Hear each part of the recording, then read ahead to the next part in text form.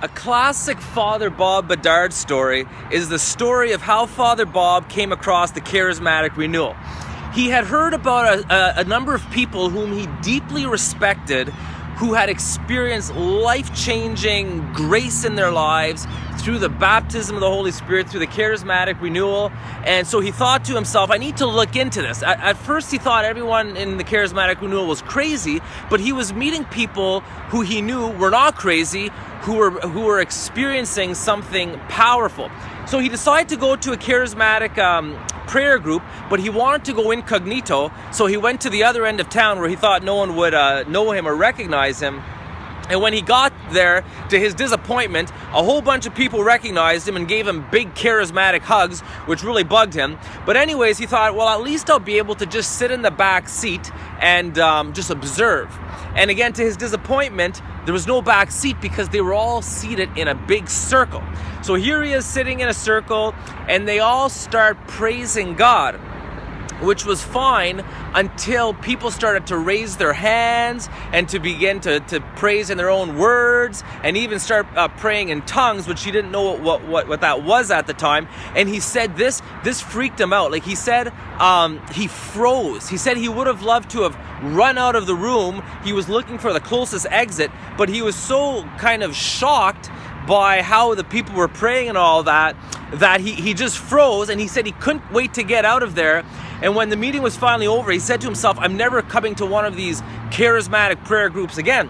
But what happened is he began to read a few books written by priests who wrote about the grace of the baptism of the Holy Spirit, and he said he was deeply impressed. He said what they were writing was right on. It was consistent with church teaching and the scriptures, and so he continued to go to a prayer group, and eventually he took the Life in the Spirit seminar, and when he was asked what gift he wanted to receive when being prayed for the baptism of the Holy Spirit, he said he wanted to receive the gift of prayer, because as a priest he wasn't a man of prayer. He would do his basic prayers out of duty and obligation, but he said he saw in the charismatics this ability to pray, this hunger for prayer. They were connecting with God, and he said he wanted that. He didn't have that in his life. So they prayed over him for the baptism of the Holy Spirit. He said he didn't feel anything. He didn't have any kind of spectacular experience. He said no special experience. But he said the next morning when he woke up with this desire to pray. And he went to his chair, and he said not only did he have a desire to pray, but he said he knew how to pray. He said the prayer just came naturally to him all of a sudden. He loved it. It gave him life. It nourished him. And he said that grace remained with him his whole life. That's the gift he received, the gift of prayer. And so since then, for his whole life, he embraced the charismatic renewal and the gift of the baptism of the Holy Spirit. He shared it with others.